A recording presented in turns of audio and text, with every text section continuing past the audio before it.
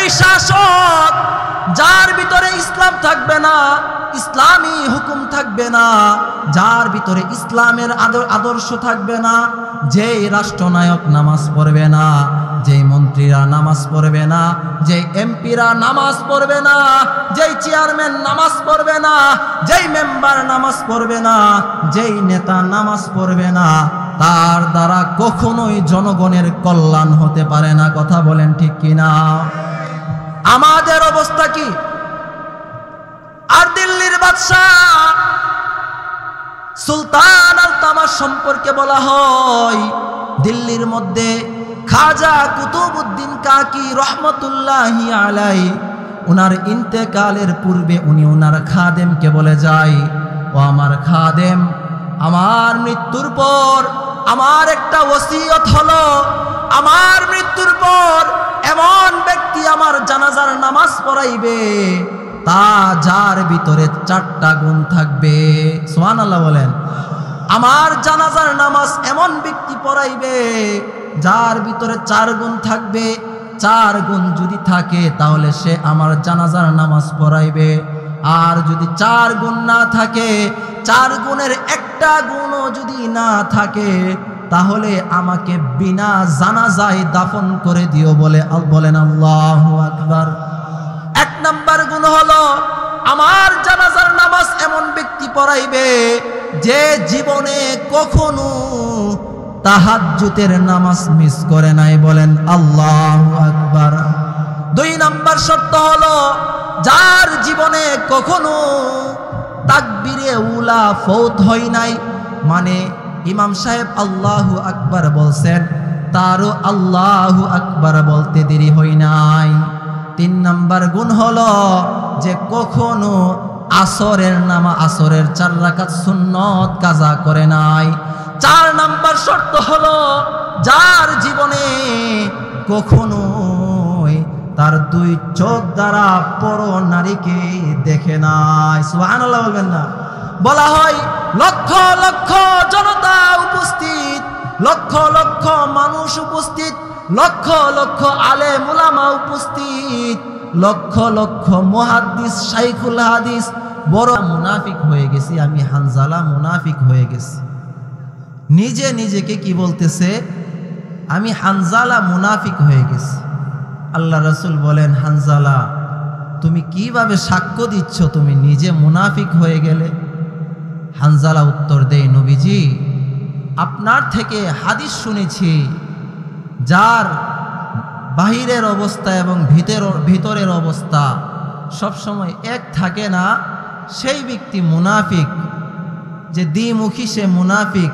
আল্লাহর নবী, আমি যখন আপনার বৈঠকে আপনার মজমার মধ্যে বসি, আমার ভিতরের অবস্থা থাকে একরকম, আর আমি যখন আপনার বৈঠক থেকে উঠে যাই আমার ভিতরের অবস্থা অন্যরকম হয়ে যায়।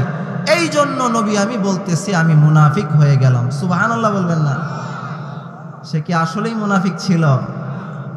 আল্লাহর হাবিব বলেন, হানজালা তুমি মুনাফিক নও, বরং তোমার যে ঈমানের পাওয়ার বৃদ্ধি পাচ্ছে এটাই তোমার আলামত। সুবহানাল্লাহ বলেন। উমর রাদিয়াল্লাহু তাআলা আনহু সম্পর্কে বলা হয়, আল্লাহ রাসূল বলছেন, উমর ফিল জান্নাহ, উমর জান্নাতি। সে উমরও হযরত হুযায়ফা রাদিয়াল্লাহু তাআলা আনহুকে কসম দিয়ে বলতেছিলেন, ও হুযায়ফা তুমি কসম করে বলো, আল্লাহর নবী যে মুনাফিকদের লিস্ট বর্ণনা করছে, ওই মুনাফিকদের লিস্টের মধ্যে আমি উমরের নাম আছে কিনা? আল্লাহু আকবার বলবেন না? যে উমর সম্পর্কে বলা হয়েছে, আল্লাহর নবী বলছেন, উমর আমি তোমার সম্পর্কে জান্নাতের মধ্যে একটি ঘরের জিম্মাদার হয়ে গেলাম। সুবহানাল্লাহ। যে উমর সম্পর্কে নবীজি বলেন, আমার পরে যদি কেউ নবী হইতো তাহলে সে হইতো হযরত উমর। সে উমর আখিরাত নিয়ে তো চিন্তিত। আর আমাদের কি অবস্থা বলেন? আমাদের আখিরাতের পরিপূর্ণ চিন্তা আছে? চিন্তা আছে, কিন্তু খুব সামান্য ক্ষুদ্র। আল্লাহ আখিরাত নিয়ে বেশি বেশি চিন্তা করার তৌফিক দান করুক। সকলে বলেন আমিন। আমি আপনাদের সকলের পরিচিত ইমাম সাহেব, আপনারা সকলে ওয়াজ শুনেন, শুনতে শুনতে একদম প্রত্যেক সপ্তাহে শুনেন। তারপরেও আজকে ভাঙ্গাচোরা কিছু আলোচনা করব। ওয়ামা তৌফিকি ইল্লা বিল্লাহ। আজকে একটা আয়াত পড়েছি, যে আয়াতটা আমরা প্রত্যেক জুমার দিন, প্রতি জুমার মধ্যে যেই মসজিদে জুমার নামাজ পড়ি, প্রত্যেকজন ইমাম সাহেব এই আয়াতটা তেলাওয়াত করেন। আর এই আয়াত তেলাওয়াত করার সাথে সাথে মুসল্লিরা দাঁড়ায়া যায়। কথা বলেন ঠিক কিনা? মোটামুটি অনেকের মুখস্থ আছে, ইন্নাল্লাহা ইয়া'মুরু বিল আদলি ওয়াল ইহসান ওয়া ইতাইযিল কুরবা ওয়া ইয়ানহা আনিল ফাহশাই ওয়াল মুনকার ওয়াল বাগই। এটা আপনারা জানেন না? সবাই মোটামুটি সবাই জানেন। ইবনে মাসউদ রাদিয়াল্লাহু তাআলা আনহু বলেন, কুরআনের মধ্যে সবচেয়ে পূর্ণাঙ্গ আয়াত হলো এই আয়াতটা। বলেন সুবহানাল্লাহ। তাফসীরের মধ্যে মুফাসসিরিনে কেরাম বলেন, আল্লাহ তাআলা যদি মানব জীবনের পথ নির্দেশনের জন্য কিভাবে চলবে না চলবে, এই তার জন্য যদি আল্লাহ তাআলা পুরা কুরআন নাজিল না কইরা শুধুমাত্র মানব জীবনের পথ নির্দেশনের জন্য এই একটা আয়াত নাজিল করতেন, মানব জীবনের জন্য এই আয়াতটাই যথেষ্ট হয়ে যাইত। বলেন সুবহানাল্লাহ। কি দামি একটা আয়াত। বলা হয় হযরত ওমর বিন আব্দুল আজিজ এই জন্যই এই আয়াতটা বেশি বেশি জুমার নামাজের মধ্যে পড়তেন, এবং আজও পর্যন্ত খতিব সাহেবরা জুমার দিন এই আয়াতটা পড়ে না পড়ে কিনা বলেন? আমরা মুসল্লিরারও মুখস্থ। এই আয়াতের মধ্যে আল্লাহ তাআলা 3টা জিনিসের আদেশ করছেন এবং 3টা জিনিস থেকে নিষেধ করেছেন। 6টা জিনিসের একটা অংশ, মানে শুধু একটা আদেশ আজকে আলোচনা করা হবে, এবং একটা হাদিস পড়েছি, এই হাদিসের তরজমা করা হবে ইনশাআল্লাহ। আপনারা শুনবেন তো ইনশাআল্লাহ? আছেন তো ইনশাআল্লাহ? আল্লাহ বলেন, ইন্নাল্লাহা ইয়া'মুরু বিল আদলি ওয়াল ইহসান। আল্লাহ কুরআনের মধ্যে, এই আয়াতের মধ্যে আল্লাহ পাক রব্বুল আলামিন আমাদের মানব জাতিকে সর্বপ্রথম যে নির্দেশটা করতেছেন, সর্বপ্রথম যে আদেশটা করতেছেন, আল্লাহ বলেন, ইন্নাল্লাহা, নিশ্চয় আল্লাহ, ইয়া'মুরুকুম, তোমাদেরকে আদেশ করতেছেন, নির্দেশ দিতেছেন, বিল আদলি, তোমরা ব্যক্তিগত জীবন, পারিবারিক জীবন, সামাজিক জীবন, রাষ্ট্রীয় জীবন, সর্বক্ষেত্রে তোমরা ইনসাফ কায়েম করবা। কথা বুঝাইতে পারছি? ইনসাফ। আমাদের সমাজে এখন বলতে গেলে ইনসাফ একদম ময়রা গেছে। কথা বলেন ঠিক কিনা? ইনসাফ আছে এখন কোনো জীবনেই, ব্যক্তিগত জীবন বলেন, পারিবারিক জীবন বলেন, সামাজিক জীবন বলেন, রাষ্ট্রীয় জীবন বলেন, কোনো ক্ষেত্রেই এখন ইনসাফ নাই। মানুষ ব্যক্তিগত জীবনেও ইনসাফ ছাড়া হয়, জুলুমবাজ হয়ে যায়, অত্যাচারী হয়ে যায়, নিজের উপরেও নিজে মানুষ জুলুম করে। এটা কিভাবে? নিজের উপর মানুষ নিজে জুলুম করে কিভাবে? যখন কোনো একটা মানুষ আল্লাহর নির্দেশিত পথ অনুযায়ী না চলে, আল্লাহর হুকুমগুলো আদায় না করে, শরীয়ত মোতাবেক না চলে, রাসূলুল্লাহর সুন্নাত অনুযায়ী না চলে, নিজের জীবনকে বরবাদ করে দেয়, বলা হয় সে নিজের নফসের উপর জুলুম করলো। কথা বলেন ঠিক কিনা? এজন্যই তো আমরা পড়ি, আল্লাহুম্মা ইন্নী যালামতু নাফসি যুলমান কাসীরা। ও আল্লাহ, আমি আমার নফসের উপর, আমি আমার নিজের উপর মারাত্মক জুলুম করে ফেলেছি, অন্যায় করে ফেলেছি। এই দোয়া পড়েননি আপনারা? কোথায় পড়েন? নামাজে, প্রত্যেক ওয়াক্ত নামাজে পড়েন না? যেটি আমরা জানি এই আলোচনায় মানুষ শুধু নিজের উপর বেইনসাফগার হয় না, মানুষ এমনও হয়ে যায় কিছু কিছু ক্ষেত্রে মানুষ স্বয়ং আল্লাহর উপর জুলুম করা শুরু করে। বলেন নাউজুবিল্লাহ। আল্লাহর উপর জুলুম কিভাবে? যেই মালিক, যেই আল্লাহ আমাদেরকে সৃষ্টি করলেন, এত মহাব্বত করে, এত আদর করে, আল্লাহ সৃষ্টি করলেন বান্দা, আমি ফেরেশতাদের সাথে বৈঠক করলাম, ফেরেশতাদেরকে তৈরি করলাম, জিন্নাত তৈরি করলাম। এত এত মাখলুকাত সৃষ্টি করার পরেও আমি যখন ফেরেশতাদের সাথে বসি, আমি যখন ফেরেশতাদের সাথে আলোচনা করি, আমি যখন ফেরেশতাদেরকে বলি, ও ফেরেশতারা, আমি দুনিয়ার মধ্যে মানব জাতি প্রেরণ করতে চাই, তখন ফেরেশতারা উত্তর দিয়েছিল, আল্লাহ এই মানব জাতিকে দুনিয়ার মধ্যে প্রেরণ করবেন না, তারা দুনিয়ার মধ্যে গিয়ে হানাহানি, মারামারি, কাটাকাটি করবে। ও আল্লাহ, আমরাই আপনার ইবাদত করার জন্য যথেষ্ট। আল্লাহ, এই আদম সন্তানকে দুনিয়ার মধ্যে প্রেরণ করতে হবে না। আল্লাহ তখন উত্তর দিলেন, রে ফেরেশতারা শুনো, ইন্নী আ'লামু মা লা তা'লামুন, নিশ্চয় আমি আল্লাহ যা জানি তোমরা তা জানো না। আমি আল্লাহ অনেক মুহাব্বত করে এই দুনিয়ার মধ্যে আমি আদম জাতিকে, বনি আদমকে আমি আল্লাহ প্রেরণ করেছি। এখন যদি সেই আদম সন্তান দুনিয়ার মধ্যে আল্লাহ এত মুহাব্বত করে, এত আদর করে, এত ভালোবেসে প্রেরণ করার পর যদি সেই আদম সন্তান আল্লাহকে আল্লাহ না বলে গায়রুল্লাহকে আল্লাহ বলা স্বীকার করে, গায়রুল্লাহর পূজা শুরু করে, যে আল্লাহ আমাদেরকে সৃষ্টি করলো, সে আল্লাহকে যদি এই কপাল দ্বারা সাজদা না করে গায়রুল্লাহকে সাজদা দেয়, আল্লাহ আল্লাহর ভাষায় বলেন, ইন্নাশ শিরকা লাযুলমুন আযীম।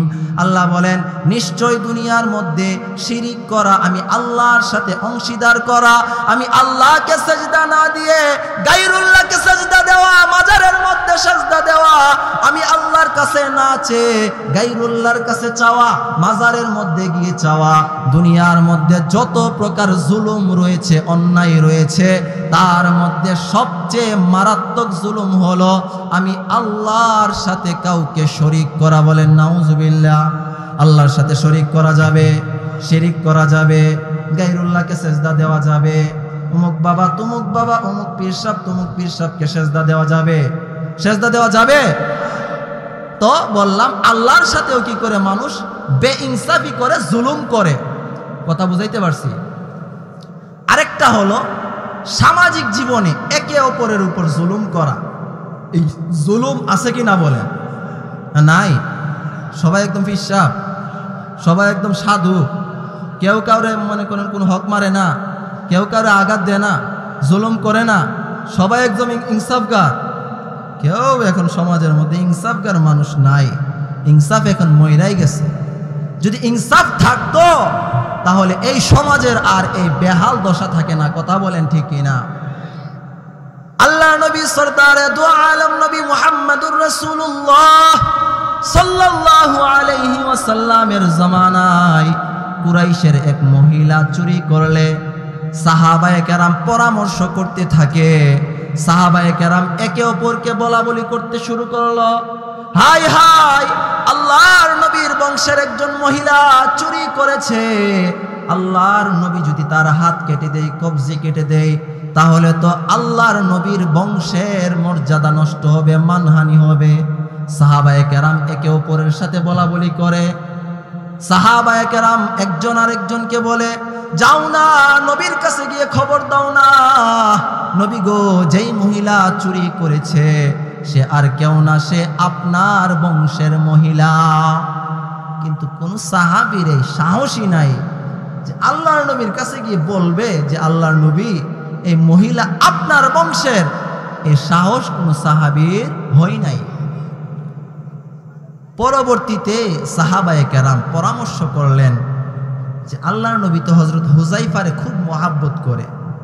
আল্লাহর নবীর নাতি হুযাইফা পালক পুত্র ছিল যায়েদ বিন হারেসা, তার সন্তান। আল্লাহ রাসূল খুব মহাব্বত করতেন নাতিকে। তো একজন বলতেছে, যাও না হুযাইফার একটু বলো, হুযাইফাকে একটু বলো যে আল্লাহর নবী যে চুরি করছে সে আপনার বংশের। হযরত হুযাইফা যখন আল্লাহর নবী সরদারে দু আলম নবী মুহাম্মদুর রাসূলুল্লাহর কাছে গিয়ে বলে, নবীজি, আমি শুনতে পাইছি যেই মহিলা চুরি করছে ওই মহিলা নাকি আপনার বংশের। হুযায়ফা রাদিয়াল্লাহু তাআলা আনহু এই কথা বলতে দেরি আল্লাহর নবীর চেহারার অবস্থা বিবর্ণ হইতে দেরি নাই। আল্লাহর নবীর চেহারা একদম রাগে রাগান্বিত হয়ে গেল, একদম লাল বর্ণ হয়ে গেল। আল্লাহর নবী মজলিস থেকে উঠে বলতেছিল, হাই কার এমন দুঃসাহস, কার এমন দুঃসাহস যে হুযায়ফাকে আমার কাছে প্রেরণ করেছে, আমি আমার বংশের মহিলার হাত না কাটার জন্য, কার এমন দুঃসাহস। আল্লাহর নবী বলেন, সাহাবায়ে কেরাম রে শুনো, শুধু আমার বংশের মহিলা না, স্বয়ং আমার কন্যা ফাতেমাও যদি আজকে চুরি করত, আমি নবী তার হাত কাটতে একটুও দ্বিধাবোধ করতাম না। বলেন আল্লাহু আকবার। আমাদের কি অবস্থা? বংশের মধ্যে যদি কেউ চুরি করে, জাইন নাও না জানার ভাব। কথা বলেন ঠিক কিনা? বই পায়েন না, কথা একটু জোরে বললেন। আর ফুত বাতিজা হইলে তো ভিন্ন কথা। কথা কোন ঠিক কিনা? সর্বক্ষেত্রে, শুধু এই ক্ষেত্রে না, চুরি করে এই ক্ষেত্রে না, সব ক্ষেত্রে মনে করেন একদম রাষ্ট্রীয় পর্যায় থেকে ঊর্ধ্বমহল যারা আছে, ইনসাফ আছে, ইনসাফ আছে। দেশের অবস্থা জানেন, দেশের সম্পদ আছে না নাই, বালাগেরা খোঁজ খবর নিয়েন। আপনার উপরে কই টাকা ঋণ আছে? গত কয়েকদিন আগে আমি একটা খবরের মধ্যে দেখলাম, সত্য মিথ্যা আমি জানি না, যতটুক জানি যেই খবরের মধ্যে পড়লাম আমার মনে হয় সত্যই, যে বাংলাদেশের যে নাগরিকটা এখনো জন্ম নেই নাই, তার উপরেও নাকি প্রায় 90,000 টাকা কইরা অন্য দেশে পাওনা ঋণ। নাউজুবিল্লাহ বলবেন না? কি অবস্থা জানেননি? প্রত্যেকে ঋণ। বুঝাইতে পারছি? একদম ঊর্ধ্বমহল থেকে কোথাও ইনসাফ নাই, কোথাও ইনসাফ নাই। কথা বলেন ঠিক কিনা? আর সাহাবায়ে কেরামের জমানা কেমন ছিল? বলা হয় এই যে এখন সংসদের একটা অবস্থা দেখেন না, সংসদীয় অবস্থা, মনে করেন হুজুররা কিছু জানে না, আমাদের অবস্থা কিন্তু এরকম। হুজুররা জানে না, হুজুররা রাজনীতি করে কি করব? আরে বেটা, রাজনীতিকে শিখাইছে তুমি, সেই ইতিহাসই জানো না। কথা বলেন ঠিক কিনা? নবীর সাহাবী উমর, আমিরুল মুমিনিন উমর রাদিয়াল্লাহু তাআলা আনহু সংসদীয় কাজ শেষ করার পর হযরত উমর রাদিয়াল্লাহু তাআলা আনহু বাজেট পেশ করবেন, বাজেট প্রকাশ করবেন। ভিন্ন ভিন্ন রাষ্ট্র থেকে, ভিন্ন ভিন্ন মহল থেকে, ভিন্ন ভিন্ন রাষ্ট্র থেকে হযরত উমর কিন্তু বাংলাদেশের মতো একটা রাষ্ট্রের কি ছিল না, প্রধানমন্ত্রী ছিল না, অর্ধ জাহানের শাসক বলা হতো হযরত উমর রাদিয়াল্লাহু তাআলা আনহুকে। বিভিন্ন দেশ থেকে বিভিন্ন গভর্নররা দুই একজন করে প্রতিনিধি প্রেরণ করলেন। হযরত উমর রাদিয়াল্লাহু তাআলা আনহু সংসদীয় অধিবেশন শেষ করার পর হযরত উমর বলতেছিলেন, হাই তোমরা যেই যেই দেশ থেকে এসেছো, তোমরা প্রত্যেকেই তোমাদের দেশের যারা দরিদ্র আছে, তোমাদের দেশের মধ্যে যারা সবচেয়ে বেশি গরিব, প্রত্যেকেই 100 জনের একটা তালিকা করে আমি উমরের কাছে দাও।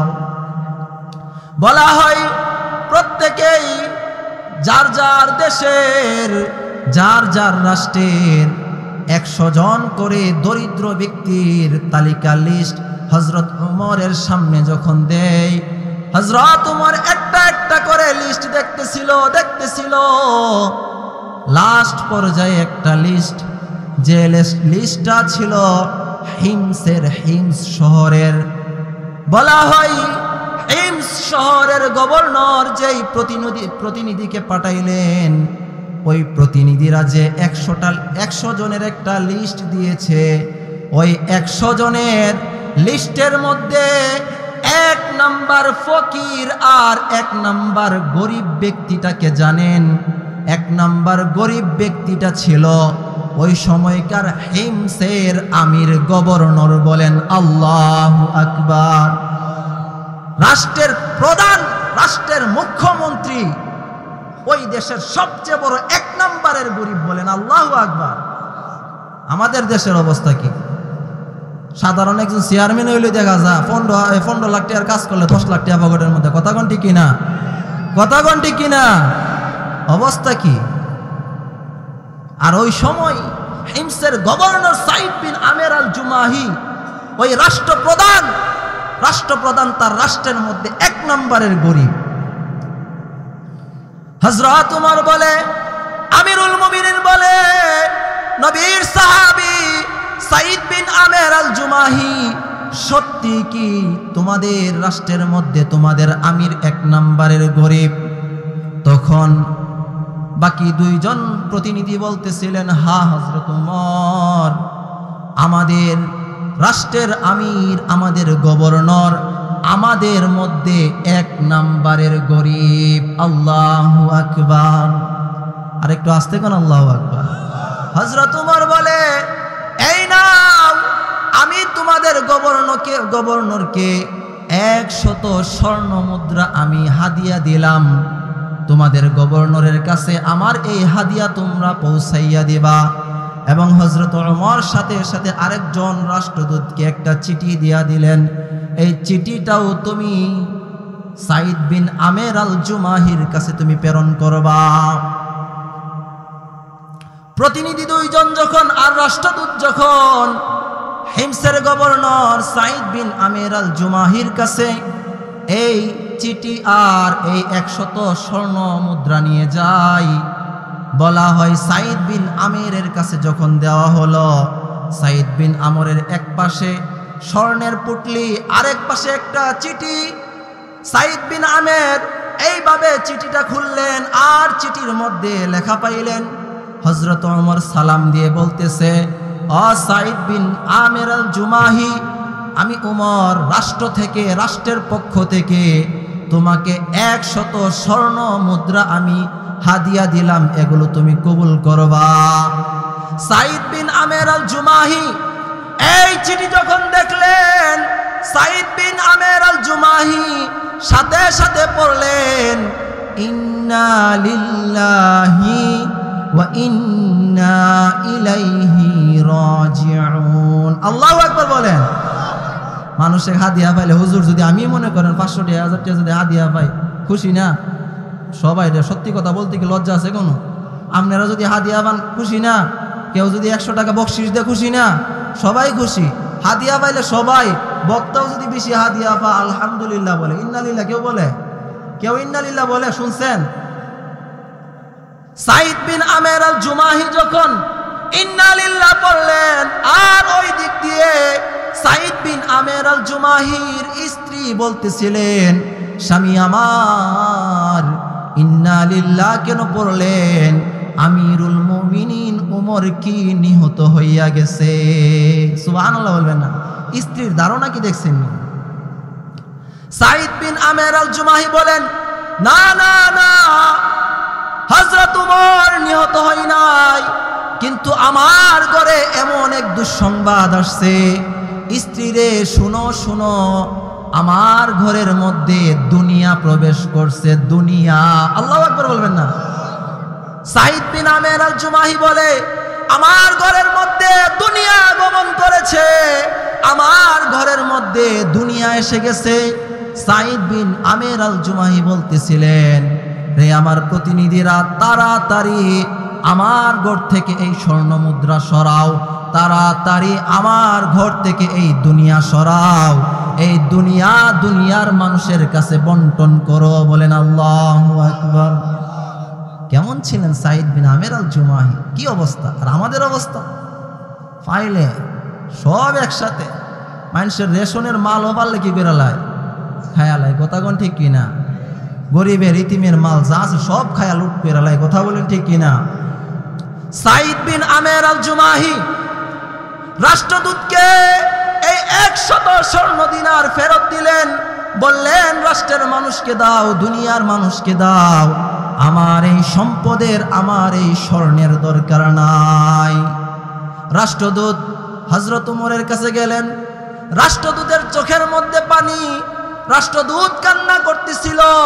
হযরত উমর বলতেছিল, ও আমার রাষ্ট্রদূত, ও আমার প্রতিনিধি, আমি তো তোমাকে হিমসের মধ্যে প্রেরণ করলাম, তোমার চোখের মধ্যে কেন পানি? রাষ্ট্রদূত বলতেছিল, আমিরুল মুমিনিন, যে অবস্থা দেখেছি, আমিরুল মুমিনিন, আমার চোখের পানি আর নিবারণ হচ্ছে না।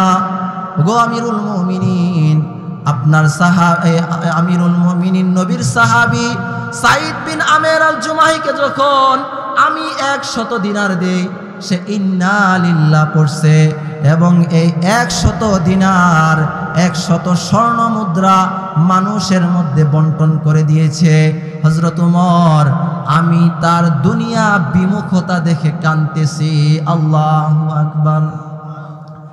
হযরত ওমর বলেন, ও আমার রাষ্ট্রদূত, আগামী মাসে রাষ্ট্রীয় সফরে তুমি জানায়া দাও, সাঈদ বিন আমেরকে জানায়া দাও, আগামী মাসে আমি রাষ্ট্রীয় সফর করব সাঈদ বিন আমেরের এলাকায় হিমসের মধ্যে।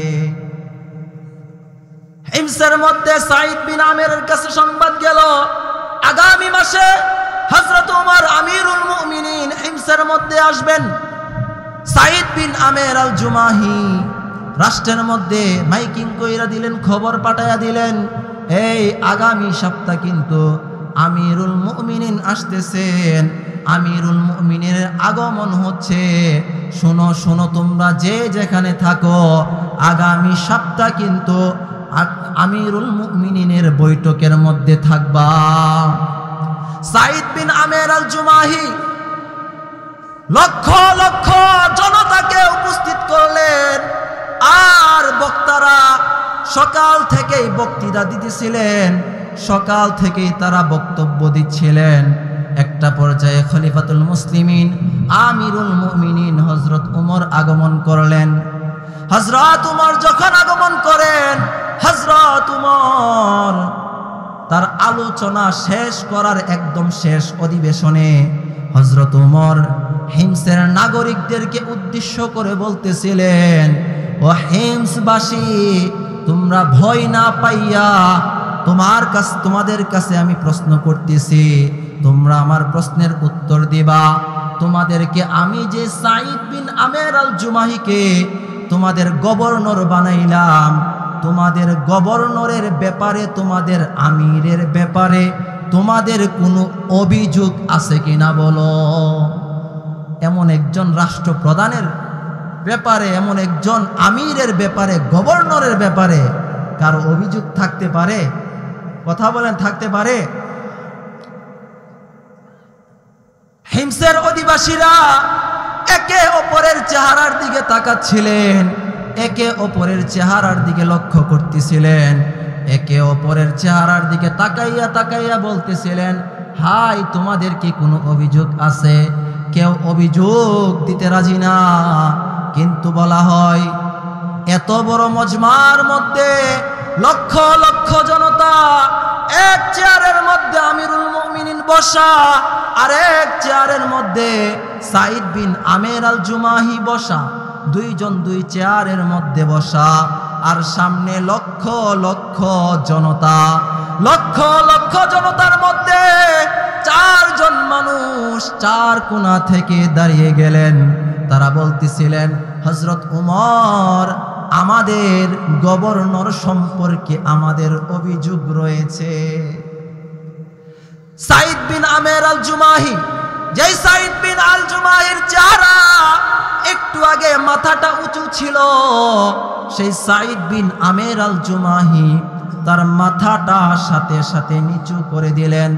সাঈদ বিন আমের আল জুমাহি নিজের মাথাটা নিচে দিয়া কান্না করতেছিলেন, চোখের পানিগুলো ছেড়ে দিয়ে আল্লাহর কাছে বলতেছিলেন, ও মালিক, কি এমন পাপ করলাম, না জানি আজকে আমার সম্প্রদায়ের লোকেরা, না জানি তারা আমার সম্পর্কে হযরত ওমরের কাছে কি অভিযোগ করে।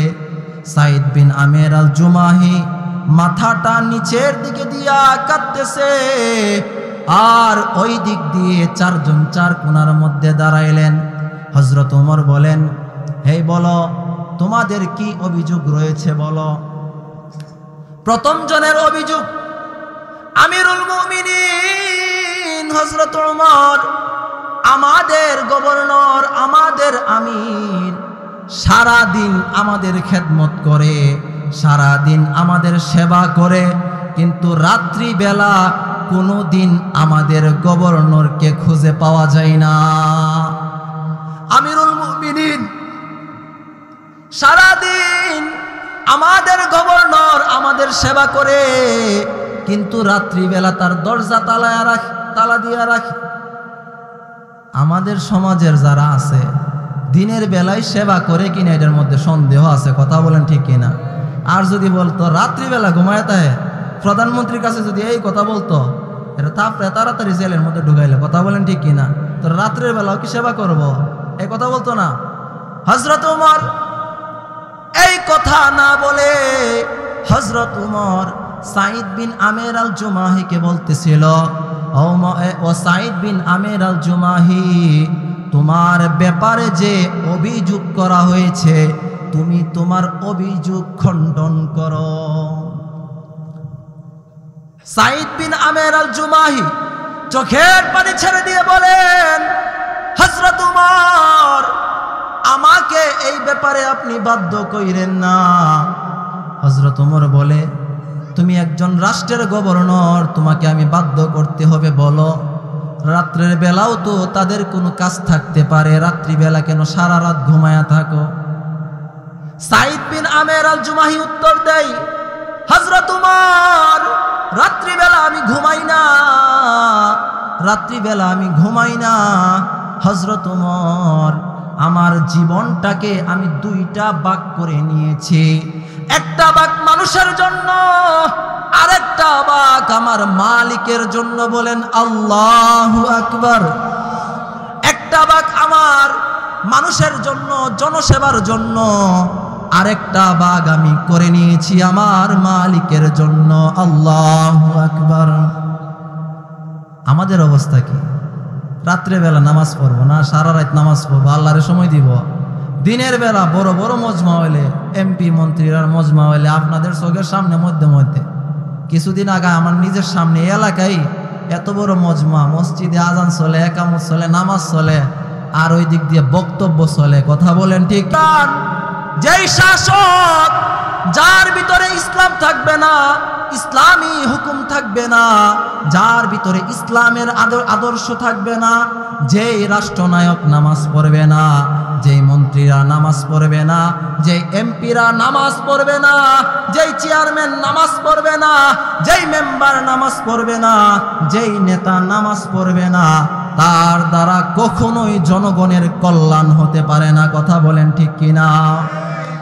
আমাদের অবস্থা কি? আর দিল্লির বাদশাহ সুলতান আল তামাশ সম্পর্কে বলা হয়, দিল্লির মধ্যে খাজা কুতুবউদ্দিন কাকি রহমতুল্লাহি আলাইহি উনার ইন্তেকালের পূর্বে উনি উনার খাদেমকে বলে যায়, ও আমার খাদেম, আমার মৃত্যুর পর আমার একটা ওসিয়ত হলো, আমার মৃত্যুর পর এমন ব্যক্তি আমার জানাজার নামাজ পড়াইবে তা যার ভিতরে 4টা গুণ থাকবে। সুবহানাল্লাহ বলেন। আমার জানাজার নামাজ এমন ব্যক্তি পড়াইবে যার ভিতরে 4 গুণ থাকবে। 4 গুণ যদি থাকে তাহলে সে আমার জানাজার নামাজ পড়াইবে। আর যদি 4 গুণ না থাকে, 4 গুণের একটা গুণও যদি না থাকে, তাহলে আমাকে বিনা জানাজায় দাফন করে দিও। বলেন আল্লাহু আকবার।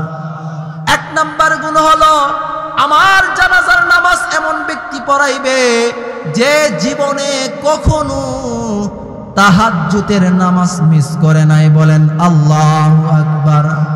2 নাম্বার শর্ত হলো যার জীবনে কখনো তাকবীরে উলা ফৌত হয় নাই, মানে ইমাম সাহেব আল্লাহু আকবার বলছেন, তারও আল্লাহু আকবার বলতে দেরি হয় নাই। 3 নাম্বার গুণ হলো যে কখনো আসরের 4 রাকাত সুন্নত কাজা করে নাই। 4 নাম্বার শর্ত হলো যার জীবনে কখনো তার 2 চোখ দ্বারা পর নারীকে দেখে নাই। সুবহানাল্লাহ বলবেন না? বলা হয় লক্ষ লক্ষ জনতা উপস্থিত, লক্ষ লক্ষ মানুষ উপস্থিত, লক্ষ লক্ষ আলেম উলামা উপস্থিত, লক্ষ লক্ষ মুহাদ্দিস শাইখুল হাদিস বড় বড় আলেমরা উপস্থিত, কিন্তু কেউ হাত উঠানোর একটু সাহস পাই না।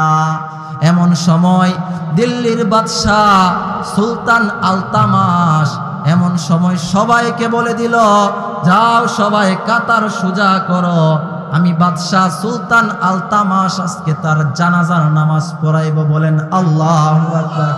কেমন রাষ্ট্রপ্রধান ছিল, কেমন রাষ্ট্রনায়ক ছিল, যার দ্বারা কখনো এই 4টা গুণ ফৌত হয় নাই। একদিনও তাহাজ্জুদের নামাজ মিস নাই, একদিনও তাকবীরে ওলা ফৌত নাই, একদিনও আসরের সুন্নত কাজা নাই, একদিনও তার চোখ দ্বারা কখনো জিনা করে নাই। আর আমাদের রাষ্ট্রনায়কদের কি অবস্থা, কথা বলেন। হযরত আয়েশা বলছেন, আমি 2 মিনিটের ভিতরে আলোচনা শেষ করে নিচ্ছি। তো বলতেছিলাম সাঈদ বিন আমের আল জুমাহি সম্পর্কে 4 জন 4টা অভিযোগ করলো। 1 নাম্বার অভিযোগ হলো সাঈদ বিন আমের আল জুমাহি দিনের বেলা মানুষের সেবা করে, কিন্তু রাত্রি বেলা মানুষের সেবা করে না। সাঈদ বিন আমের আল জুমাহি বলেন, আমিরুল মুমিনিন, আমি দিনের বেলা মানুষের সেবা করি, আর রাত্রি বেলা আমি আমার মাওলার ইবাদত করি। বলেন আল্লাহু আকবার। 2 নাম্বার অভিযোগ হলো আমিরুল মুমিনিন নবীর সাহাবী সাঈদ বিন আমের আল জুমাহি, সে তো প্রতিদিন ডিউটি করবে, প্রতিদিন সে আসবে, কিন্তু মাসের মধ্যে প্রতি মাসে একদিন সে তার ডিউটি ফাঁকি দেয়। হযরত ওমর বলে, এই সাঈদ বিন আমের আল জুমাহি, বলো না কি জন্য ডিউটি ফাঁকি দাও। সাঈদ বিন আমের আল জুমাহি বলতেছিলেন, হযরত ওমর, আমার নতুন নতুন পোশাক নাই, আমার ভালো ভালো পোশাক নাই, কোনো একটা মজমার মধ্যে যাওয়ার জন্য আমার একটাই পোশাক রয়েছে, ওই পোশাকটা আমি ওই তারিখে একটু দৌত করি, যার কারণে আমি আসতে পারি না। সুবহানাল্লাহ। 3 নাম্বার শর্ত, 3 নাম্বার অভিযোগ কি? অভিযোগ করা হলো ওমর ফারুক আমিরুল মুমিনিন, সে প্রত্যেক দিন ডিউটির মধ্যে আসার সময় তার 10টা বাজে আসার কথা, সে 10টা 10 মিনিটে আসে, 10-5 মিনিট তার লস হয়ে যায়। আমিরুল মুমিনিন আবারও বললেন, সাঈদ বিন আমের আল জুমাহি, বলো না কিসের জন্য তুমি ডিউটির মধ্যে লেট করো। সাঈদ বিন আমের আল জুমাহি চোখের পানি ছেড়ে দিয়ে বলতেছিলেন, আমিরুল মুমিনিন, আমার বাড়ির মধ্যে আমি আর আমার স্ত্রী খুবই অসুস্থ, যার কারণে আমার বাড়ির রুটিটা আমি নিজে বানায়া আমার খেতে হয়। বলেন আল্লাহু আকবার।